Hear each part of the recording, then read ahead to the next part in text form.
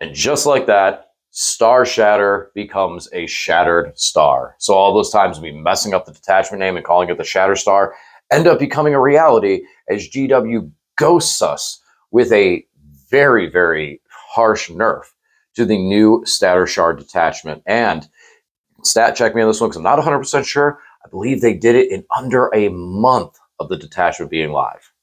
Welcome back, all my 40K fanatics out there, and this is one for my cronies. If you've come to hear someone rant about how this was a unnecessary change to a detachment, you've come to the right place, because I'm going to throw a bunch of information out there and say that. And if you've come to rebuttal and say that no, all these changes needed to happen, this is too powerful, this was an issue in this sense, hey, we got the comment section. I'd love to have that conversation with you about it, because remember, ultimately, this is a game. This is meant to be fun. And I personally, go ahead, disagree with me. I mean, that's part of the fun of the game, you know? And of course, I'm going to defend the Necrons. I'm going to defend them tooth and nail. And there is times where I've said that nerfs needed to happen. I definitely believe that Hypercrypt needed to get reduced.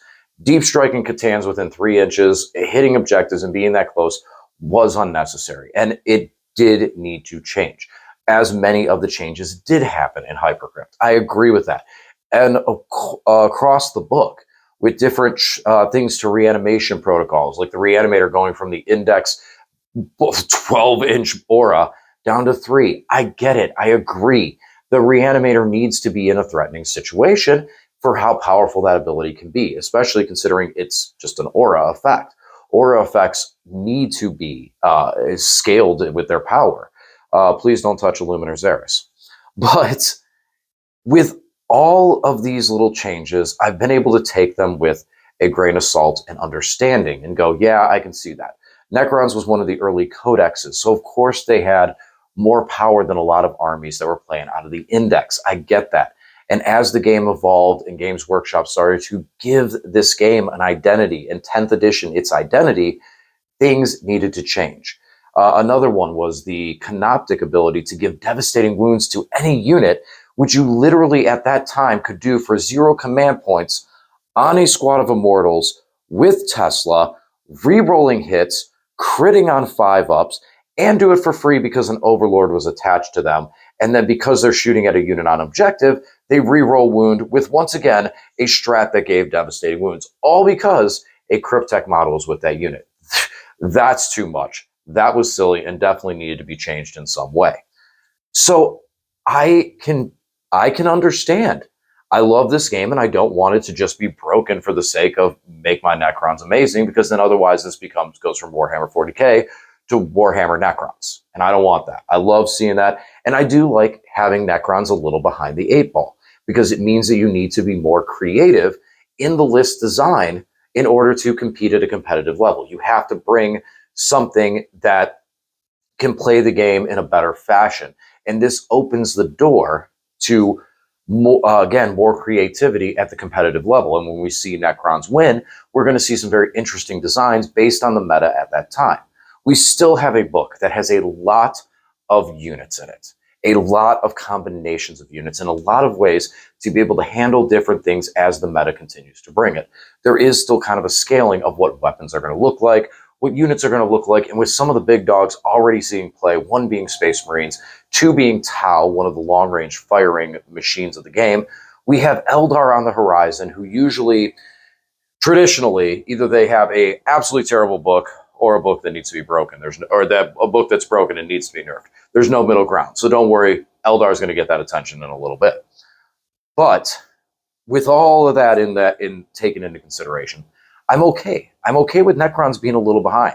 They don't have to be an S-tier army. In fact, I don't like playing an S-tier army.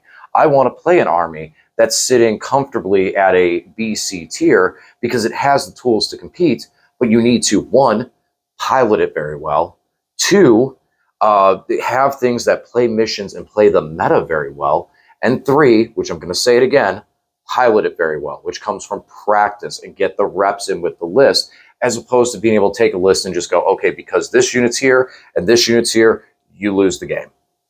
That's not fun. That's not fun for your opponent, and it's not rewarding as much as it is to be rewarding with an army that sits comfortably in that C plus B tier.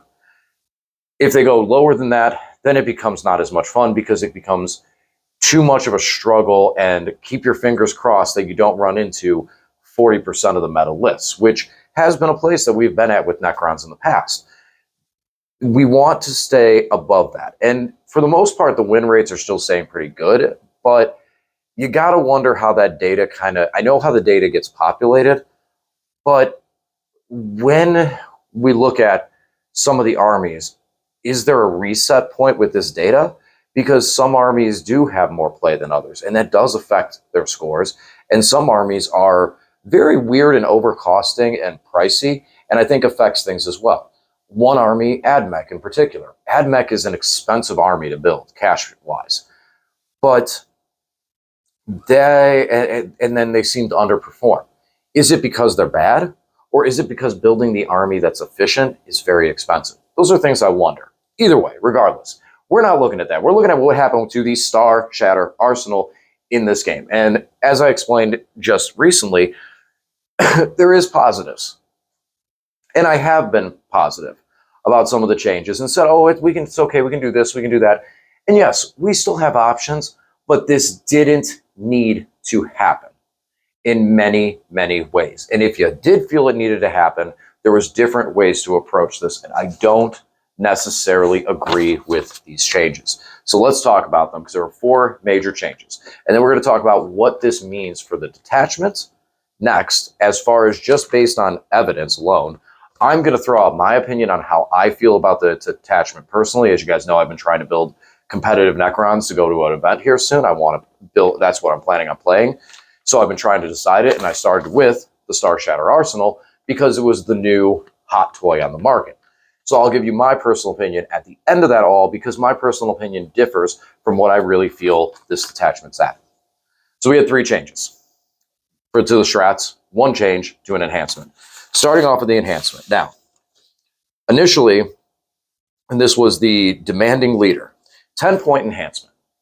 Initially, this was a pretty cool looking enhancement because you could fall back with a vehicle, move with the bearer, target the vehicle, and turn it back on. It didn't seem too broken. It didn't seem too overpowered because it did not give you the charge option. It only gave you the option to shoot. And when we look through the mounted and vehicle options, majority of vehicles can still shoot out of combat.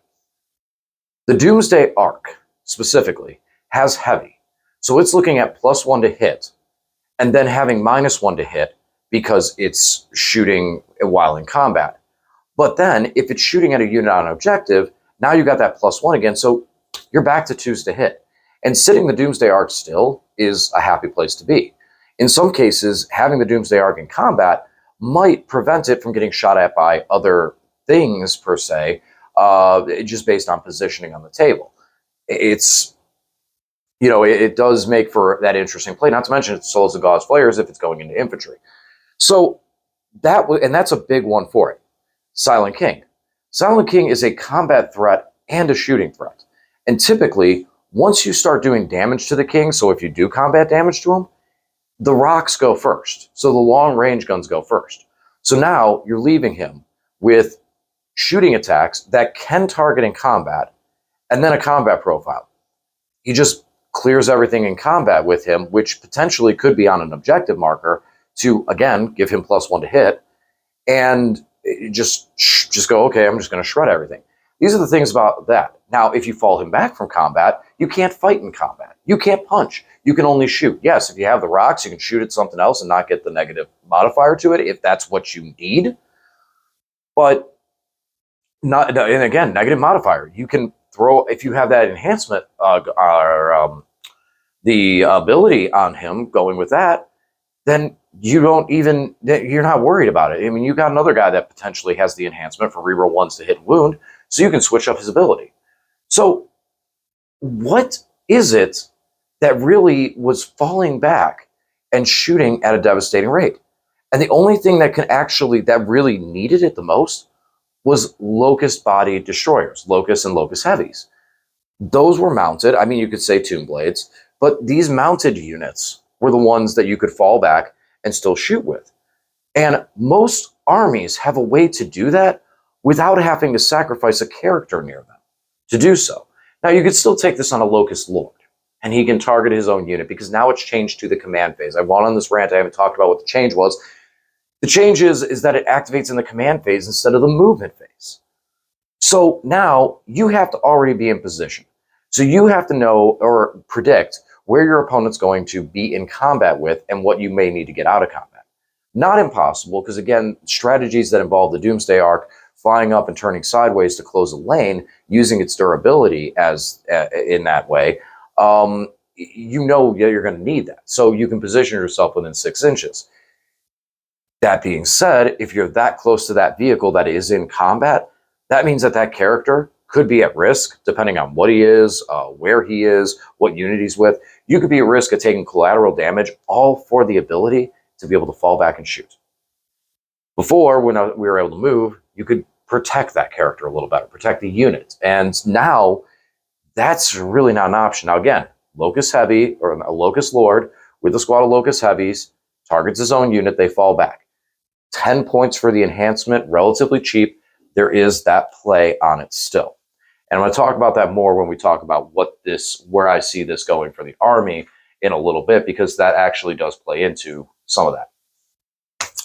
Stratagems. 3 of our stratagems got changed in a way that we haven't really seen that frequently. Maybe some other armies have seen CP increases, but I haven't seen many for the armies I play where they've really modified that stuff, or it usually stayed the same and then they just modify the ability, I think. But that's only just what I can recall from the armies that I play and what I've seen. Merciless Reclamation. So in Inception, this is a 1 command point. In your shooting phase or fight phase, 1 Necron unit from your army that has not been selected to shoot or fight until the end of phase. Each time the model in that unit makes an attack, if the target of the attack is within range of an objective marker, add 1 to the wound roll. Yeah, I screwed up all that just to say +1 to wound. Sorry, thought I'd be impressive and just read through it all, and did not happen. But +1 to wound on an objective marker, shooting or fight, 1 command point. Now it's 2. You already have to get to a unit. You have to be targeting a unit with an attack in combat or shooting on an objective marker. Primarily, this detachment really focuses on the shooting.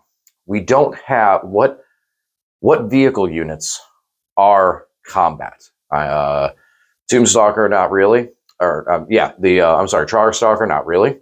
The Doomstalkers, nope. Spiders, you could argue spiders are a good vehicle for combat. Silent King. And then when you go to the mounted, you have Locust Lord. You know, what Catacomb Command Barge for vehicles can fight in combat?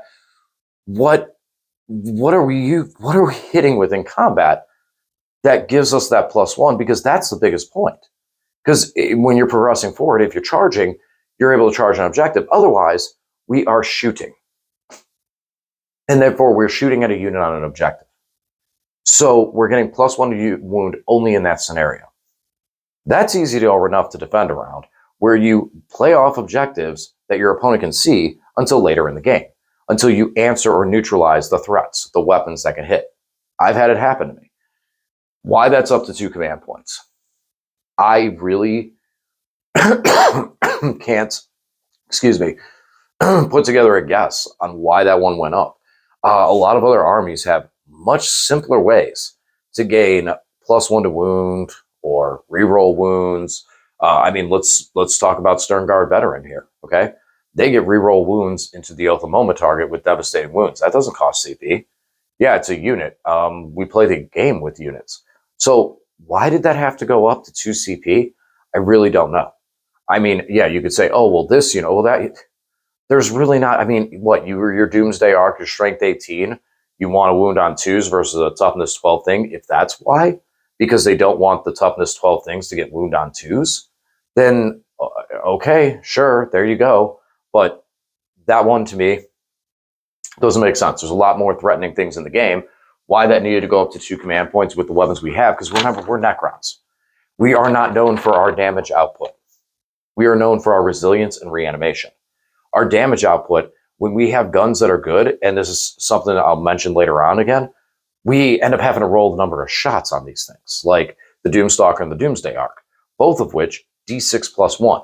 And as you see in my last game, when you fail and roll low, even a CP doesn't save you for a reroll when you still roll it back to a low number and you don't get the number of shots off and you don't have that reliability behind it.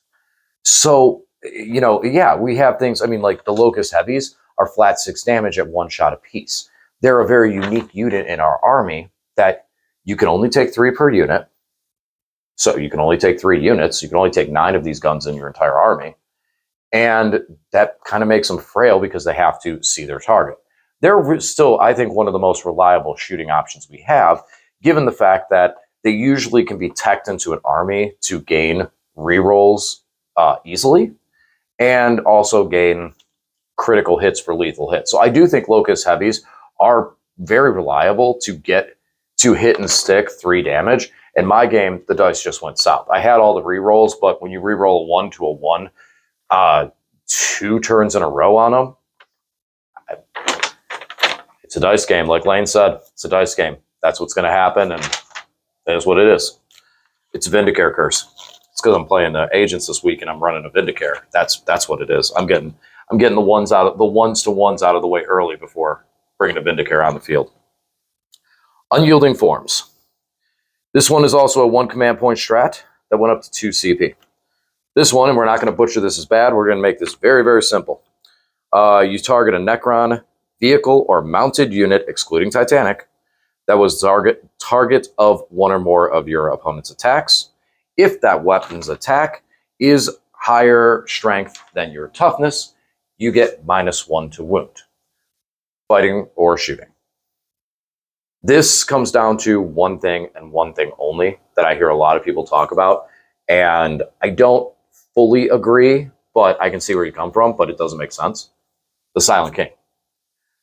The Silent King, in that aspect, is one of the things that I could see being the reason of, oh, he's too resilient. We can't do that. So that's got to be 2 command points. He's already toughness 10. So now we're going back to all that big gun column of strength 12 or strength 14 and things that could wound him on a 3 that you spend a command point to now wound him on a 4. And I can see why everyone is saying this is such a command point heavy detachment, is probably because people wanted to store a command point for just that case. And honestly, for me, most of the time, I'll just take the hits, you wound me on 3s. I'm not going to spend the command point on that.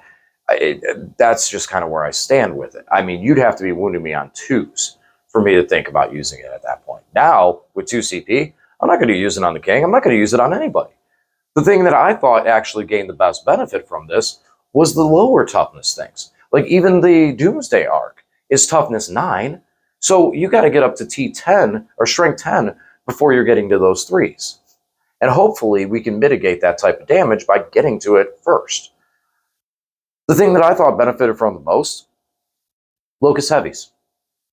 Yes, you could also use this on Tomb Blades. You can also use this on Spiders. And, I liked using on them. They're toughness 7, Tomb Blades toughness 5, and Locust toughness 6. These are things that the -1 to wound is actually efficient into. And, as I mentioned before, Locust Heavies come in units of 3. Spiders come in units of 2. Now, granted, they're vehicles, so that's a different talk, but Locust Heavies come in units of 3.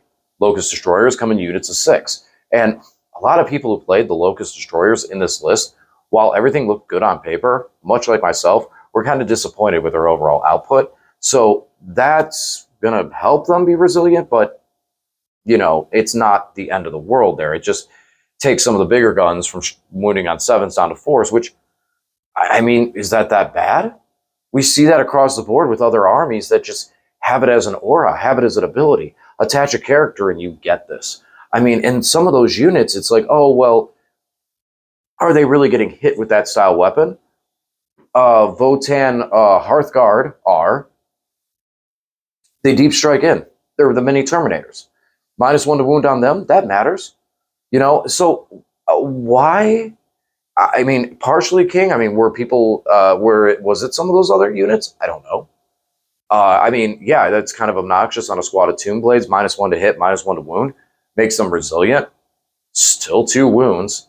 They're still toughness 5, so strike 5 weapons are wounding on 4s. And they're only a 4-up save.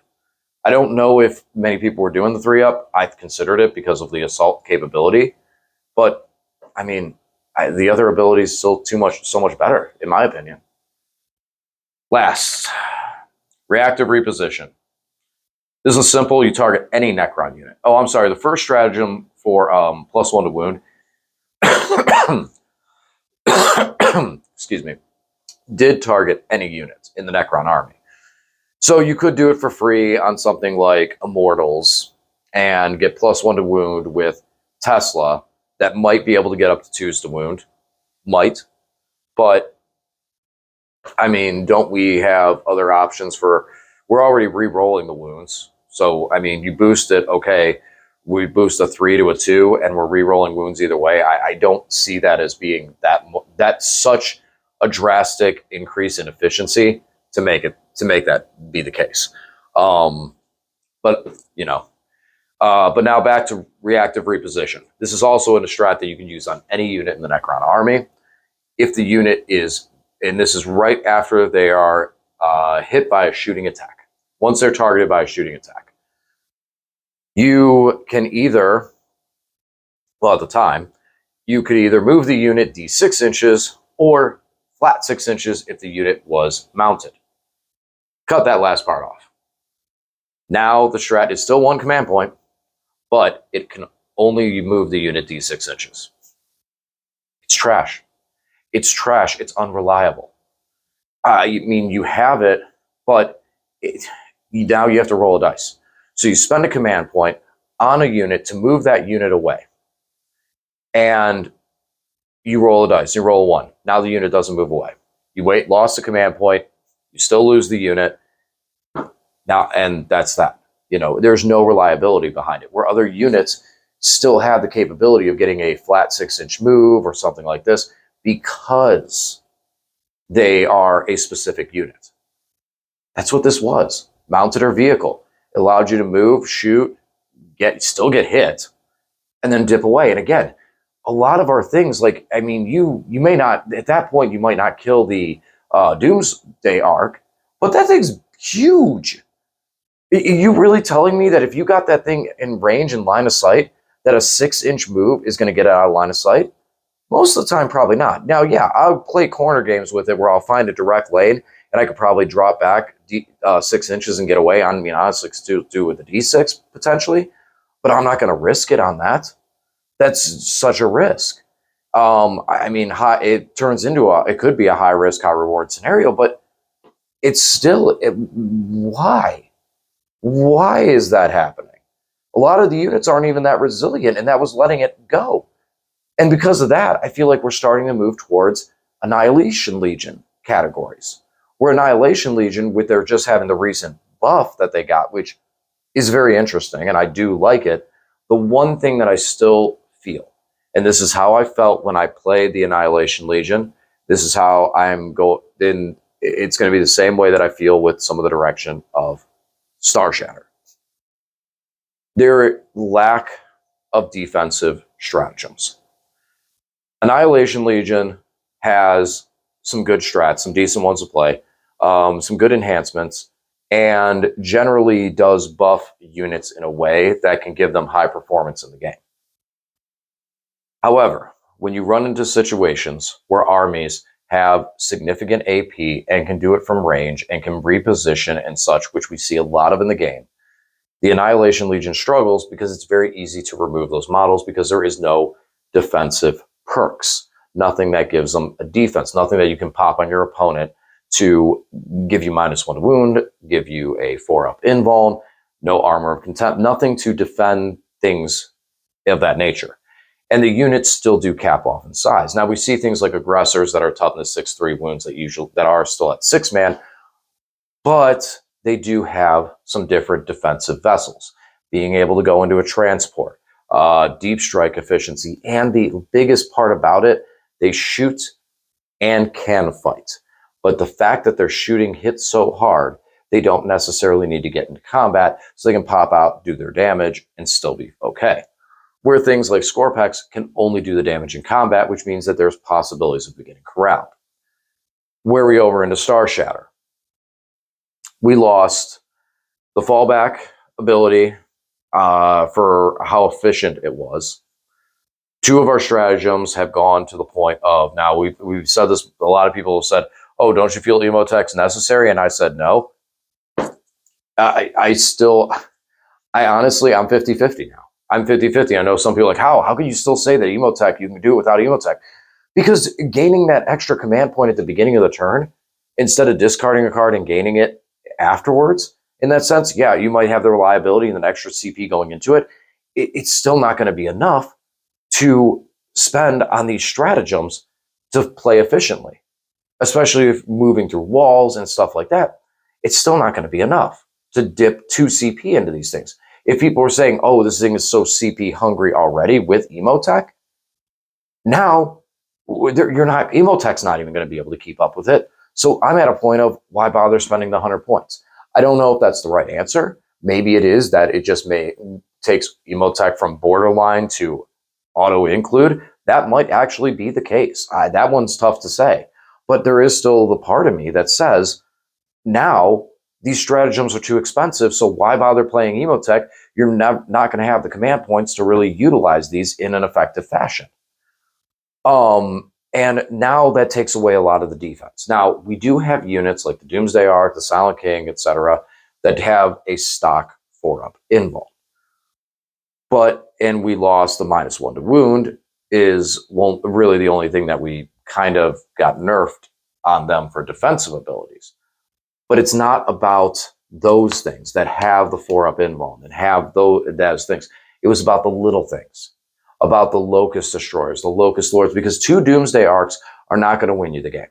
They're not going to do actions. They're not going to be able to do this stuff. So you need stuff that's going to be able to do actions. You need stuff that's going to be able to move, like Locust Heavies, and stuff like that. Those are the ones that gain the biggest benefit from -1 to wound when they're out on an objective. Is a Doomsday Arc running to center field to hold an objective? Probably not. Is the Silent King doing that? Maybe. The Silent King is toughness 10. So you spend 1 command point to stop a maybe 1 or 2 guns that have a higher toughness, but you still have the 4-up invuln. Now it's better to save the command point to reroll the 4-up invuln, first of all, as I see it. And secondly, you're not using that. So what other units are running to center field, running out to an objective, that are in a position that if you can slow down your opponent's damage, you score points? Those go into the realm. And this one is still only vehicle or mounted. So Locust, that's it. And the same thing with the Annihilation Legion. We lost defense on Locust Destroyers again. So it makes it even tougher to try and say a Locust play. And then, like I said, the move back, that really hurts because now this army just got slower. Yeah, we can advance and shoot. That's great. That gives us great positioning. But when you present a unit as a target, it's big 10-man units out in the game that can destroy these things and go, well, I don't care that you have a command point to move away after. I'm just going to shoot you into oblivion. And then there's other things that are going to shoot at something. You go, okay, well, I need to roll a 4. I need to roll a 4, 5, or 6 to make it out of your line of sight. And then you roll a 1, 2, or 3, and you lost the command point on top of it.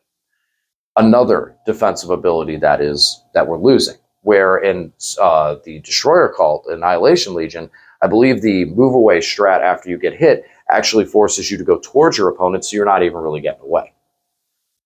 So Starshatter's dead. This is an attachment. It goes over with Annihilation Legion. It's now a detachment not to be played. I don't think so. As much as I say this is changes that shouldn't have happened, I don't think this kills the detachment entirely. What this does is it's going to change the dynamic a little bit. The Doomsday Arcs fall into a position where they don't need a lot of stratagem support necessarily. They like to move through walls. That's really it. The Silent King, you can still give him -1 damage, which is probably inherently the better buff. And as I mentioned, reducing -1 to wound on him is not really that necessary. He's still going to bonk. Where everything else falls in, it doesn't make a lot of sense to run locusts in any capacity. The cost on the stratagems is way too costly. It's just too much. Initially with the nerf to the 10-point enhancement, I could see, okay, well, we can do this, and this is only 10 points, and a Locust Lord with a 6-man Locust unit can still fall back if they get charged and shoot at a good efficiency. Possibly. But you don't have anything to protect you from a hit. And you want to get, you want them definitely to shoot at you on objective, because that's where they get their abilities from as well. So they're large bases, they move 8 inches. You can spend a command point and move them through a wall and do that, but can't really run away afterwards. And they can shoot and try and take something off an objective. Then if they get charged, they can fall back and shoot. In that scenario, you're not close enough really for that to happen. So, but it's only 10 points. Locust Heavies, can't really run them in the front line. I was looking at running the Exterminators and using those as kind of like on a flank for their durability and having them fall back. Without that strat, they're sunk. -1 damage on these units is still nice and can keep some of them alive. But now that defense is gone. Now you're playing a stat check game, which honestly, with the guns in the game, a lot of those the toughness 6 really doesn't stat check with a lot of things well. As someone made a comment to me, and I'm waiting. I wonder if it's ever going to happen. We've seen broadsides for Tau go up significantly. The models stay the same size, but their toughness, their wounds, everything went up to make them more defensive. I wonder if at some point in time that's going to be the future for Locust Heavies. Would make kind of sense because the model got bigger. So we'll see, maybe some point in time. But for right now, that puts those at risk. Tomb Blades. Tomb Blades are still one of the best objective scoring units in the game. Just, the scout move, their shoot move, the fact that they have assault weapons now because of that. If you didn't take the Tesla on them before. Makes them amazing to do secondaries and stuff, but they're not battle line, so you can only take 3 units. And at their cheapest, they're 75 points for 3 guys. Realistically, there's 0 resilience there. You move them, they die. You could get them in a defensive position to make 1 more turn, but once your opponent gets eyes on them, they scatter to the wind. They shatter fast. Maybe running a 6-man brick might be a little bit better. I've considered that. But moving back over, then we also have, you have Ophidians too. Ophidians you can pick up and put somewhere, and they are 5 points more than the Tomb Blades, and they can get into a potentially more defensive position, so you can utilize them more. So that's where it's like Tomb Blades and Ophidians are kind of like in really, really solid when it comes to that. A lot of people said Flayed Ones because getting that boost +1 to hit going on to an objective is pretty cool. I agree, that is pretty cool.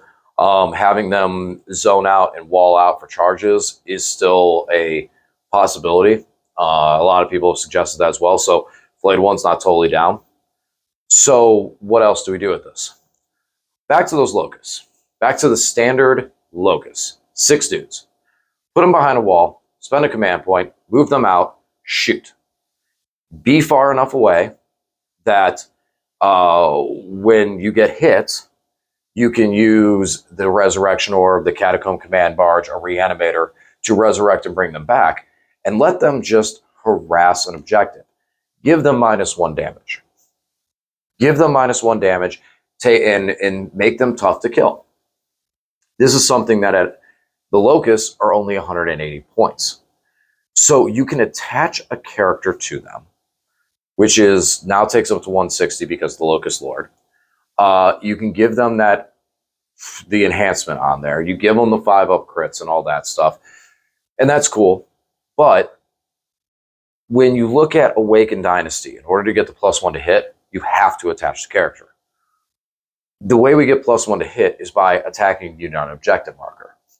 These guys can get into a mobile sentry style position where they wait, and when your opponent makes a play on an objective, they come out and start methodically going up the table towards that objective, destroying everything in its path, utilizing Resurrection Orb off Catacomb Command Barge or Reanimator capability to bring the guys back, and still having the -1 to damage, depending on where you position and how you're playing the game. Only 180 points for 6. I think that's got some play. I think that's got a lot of possibilities there. And I mean, Locust Heavies still are there, but a lot of it's going to go into other units. And where I get kind of concerned about it is we start looking at things like, okay, well, what about Wraiths? Well, what about Flayed Ones? What about Scorpex and things like that? And some of it starts to tag borderline on, if you're going to play the list this way, why not play another Dynasty? And the only thing that really keeps it into that borderline for that factor, I think, is the mounted effect and the fact of like the Doomsday Arcs being able to advance and still shoot. The Silent King still being actually valid, giving him -1 damage. There are some of those key factors that still make this list able to be played. Where we are right now is, again, this army has only been out for a month. You can't tell me that the data has been collected that quick to say that this is damaged or a broken list. But we still have time. We still haven't seen, like, everyone's been testing things. We may not have even gone into the realm of the super powered competitive broken list. You know, I have thoughts, like I said, with Locusts and using heavier Locusts. And actually, in my own personal list, dropping the Doomsday Arcs. I know, gave you a second there. What? Why would you drop the Doomsday Arcs? Because they don't like me. That's the biggest reason. Doomsday Arcs hate me. Every time I play them, the same thing happens. I get no shots with them. I roll 1s, I use a CP, I roll 2s, I roll a 1 again, I miss with a shot here, I miss with the single shot, I re-roll it, still miss it. They don't like me. So, if they don't like me, I don't have to like them. And I do the D6 shots, just, it becomes tough. I want a little more reliability.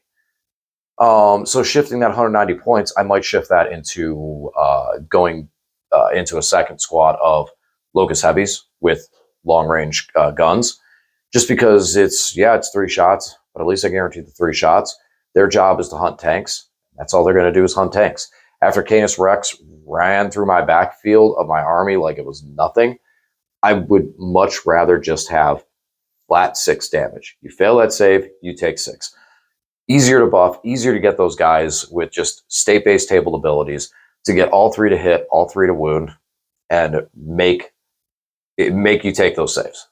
Make you take that 4 up invuln, 5 up invuln, whatever it may be, and pierce right through. And then against other vehicles that don't even have access to an invuln, they just shred. I mean, I loved, like I said, I got the position, I got the buff. They hit more. Yes, I missed with Locust, and I had 2 times where I missed with one of them, and I re-rolled. I re-rolled 1s to 1s. I mean, that's just dice. But then end of the game. I get the Immolator tank in the corner, Immolator tank in the middle. I need 2 shots to go through on it to blow it up. I need 2 shots to go through on this one to blow that one up. I roll the dice. Bam. I have reroll 1s to hit, reroll 1s to wound. 2 go through, boom. Full strength Immolator dead. Other Immolators have 5 wounds, boom. Full strength, or 5 wound Immolator dead. 2 tanks right there. Beautiful.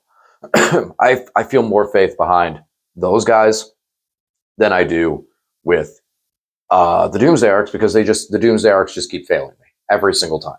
And the amount of resources I'm putting in to make them efficient, and then they fail, it costs me the game. I mean, when you put reroll 1s to hit and minus damage, and you spend strats to move through walls, and you put all this time and care around these 2 vehicles so that they're in position to prevent Canis Rex from running into your army and just punching everything into oblivion, and they fail that terribly, I'm not saying destroy them, but I'm saying they did the damage through, it's time to go another route. And that's for me. Emotech, like we said, I'm still 50-50 on them. This definitely, if you're going to try and run these strats, I mean, if you, like I said, if you thought this thing was expensive before, how I don't see Emotech fixing the problem at all. And in a lot of ways, it's almost like don't even look at these strats that they're there and just play around without it in real time. Maybe there might be some efficiency with immortals and being able to put or warriors and those units and being able to put an overlord in there and at least reduce it down to 1 CP. I mean, we can do it with Lich Guard. Take Lich Guard with swords and for 1 command point, go +1 to wound when they're fighting a unit objective. That might be fun. That's something I you take into consideration. Not much else that they gain from it. Like I said, the move is not really efficient. I mean, you could use it to just get some extra distance on them. And then what was the other one that they have access to? Oh, when they're on an objective at the end of your fight phase, you can trigger a reanimation. So there might be some play around them. That could be a thing. But and I know some other people said, well, I guess we're back to Catan's because Catan's get if something tries to go minus on that, you have these guys that can hit -1 to hit. You at least have these guys to hit. But I mean, it doesn't affect. There's not enough in there that really affects their profile. And I guess, you can go D6 extra inches after they get hit and just go, go Jaws mode and just start trigger some music and start moving towards them. But is that really that much different than a lot of other dynasties and what we can do with those? I mean, Hypercrypt, you can still pick them up and bring them on from strategic and bring them on from table edge. And in a lot of ways, isn't that going to put them in a better position overall? So that's my feeling on it. I don't think these changes are really that relevant. Maybe I could be wrong, but my biggest thing is, how will we even know there's not enough competitive data?